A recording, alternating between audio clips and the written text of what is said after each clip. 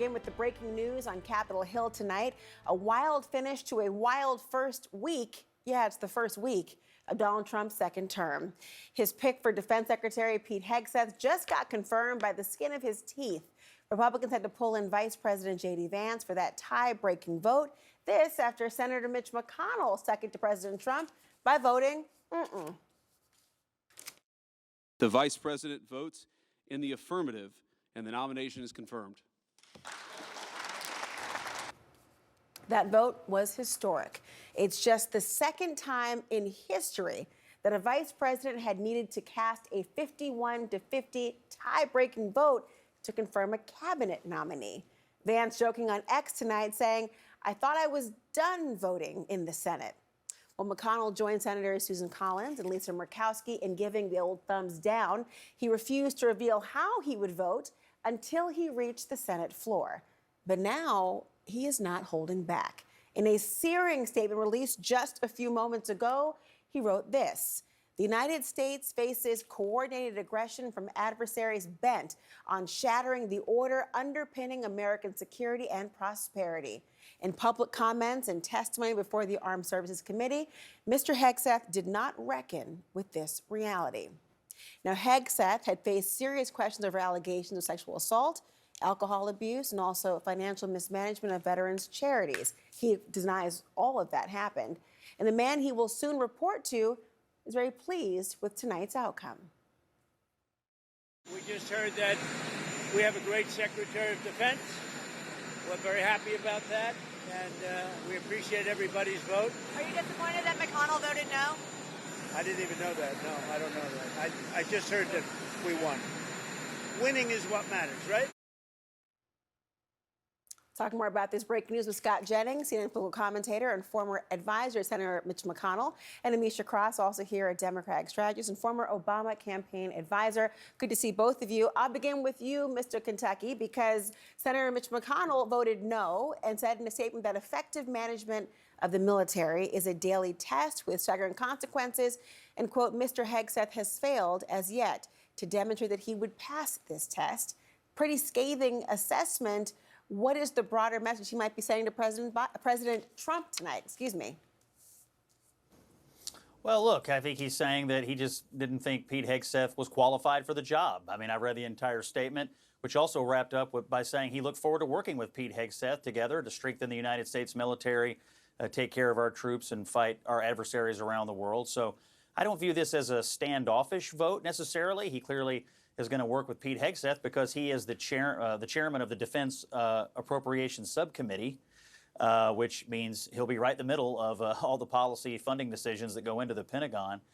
And I also think it doesn't really portend anything else. I think he's likely to vote for virtually all the other nominees, maybe a couple of other exceptions, and he's already voted for several to date. So, you know, I think for McConnell here at the end of his career, I think he's hyper-focused on national security matters, and he had an opinion about this, and you know, he's like every other senator. He gets one vote. I happen to think Hegseth was an interesting choice, and thought he deserved a confirmation, which he ultimately did get thanks to the tiebreaker. So I wish him great success. I do agree with Mitch McConnell that this is a time of great consequence, and I also think that the Pentagon hasn't been all that well run for the last 4 years. We do need change. You know, he did say on that very point that a change agent was not going to be enough to persuade him. He wanted something more substantive to sink into. But he also told our colleagues of telling our own Manu Raju that he is telling his colleagues that he is unshackled. And so this idea of him being towards the end of his Senate career, he seems to be all out of concern for how he might be viewed by, say, the President of the United States and trying to stick in the loyalty line. What might this mean for Tulsi Gabbard or RFK Jr. or Kash Patel? Or is this unique in your mind? Well, I think anybody who's in the national security space is going to get real scrutiny from McConnell, and they should get scrutiny from all the senators.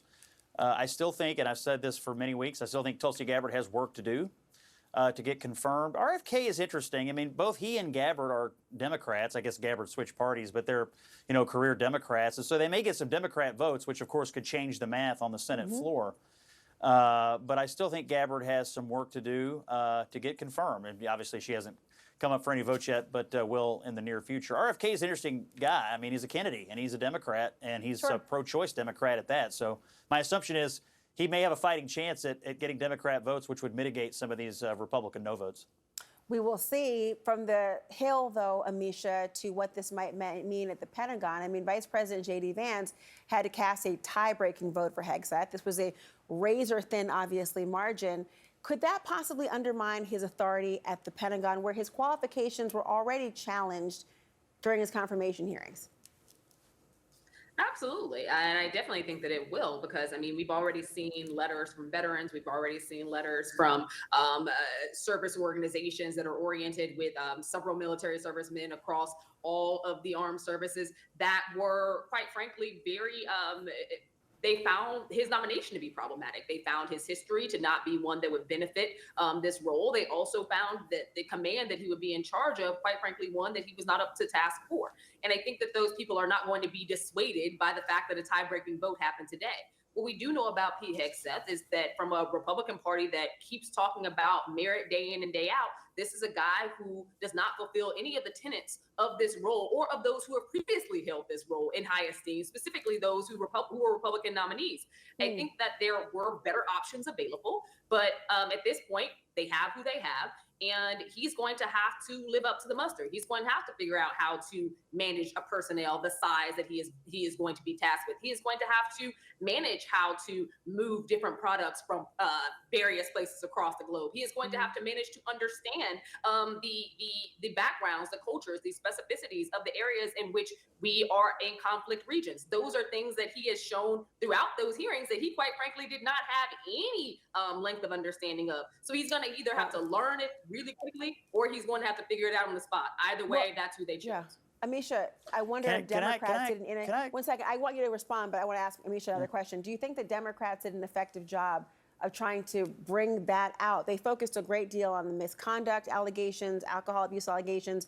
Given all that you said, why couldn't they make the case that they felt he was truly not fit for this role? Well, I think Democrats had a missed opportunity in actually going after his lack of qualifications. Instead, they chose to go down the route of the allegations that came from ex-wives and his personal background in terms of infidelity. Those are things that might matter to a certain group, but at the end of the day, the things that should matter the most, quite frankly, are those that are the fitness for the job based on the fact that he does not meet basic qualifications. Those are very real things. But Democrats voted how Democrats should have voted in this instance. And I think that, laying this entire thing at the feet of Democrats is problematic because Republicans made this decision. They chose someone who is ill-suited for the role. Scott? Yeah, Amisha doesn't seem to be aware that Pete Hegseth served for 20 years in the United States military, Iraq, Afghanistan, 2 Bronze Stars, an Ivy League graduate.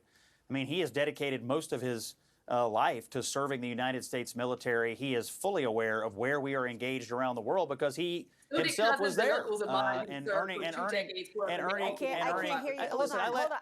Wait, I can't hear you both. Hold on. I want to go back to you, Amisha. Yeah, I know. It's because she won't stop interrupting me. Well, excuse me. I'll let you finish, please, Scott. Then I'll go back to Amisha. It's awfully hard when we're remote. Go ahead, Scott. Yeah, good. So again, he has served overseas in hot spots where he was decorated for doing so. I think he's quite aware of what our servicemen and women are facing in hot spots around the world because he himself lived it. He's also quite aware of what they face when they get back home because he has also lived it. And the one thing he is not, and I will grant you this, he is not a D.C. insider.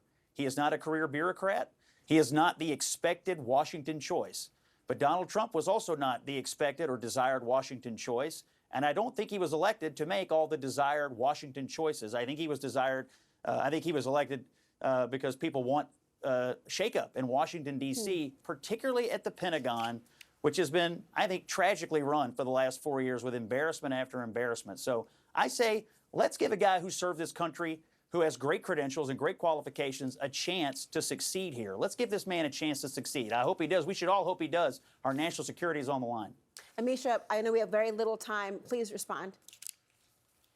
No, I agree with him. I do hope that the man succeeds. I think that at the end of the day, our national security is on the line, and we know that there are several unfortunate actors across the globe who want to test that day in and day out. With that being said, I still stand on this man is quite frankly not qualified. I have family members in my own family and in my own lineage who have served 2 decades plus in the United States Armed Forces. That does not mean that you should automatically be Secretary of Defense. This is a guy who became Secretary of Defense largely because Donald Trump liked his culture war narrative on Fox News every weekend. That is not a qualifier to lead the nation's strongest military.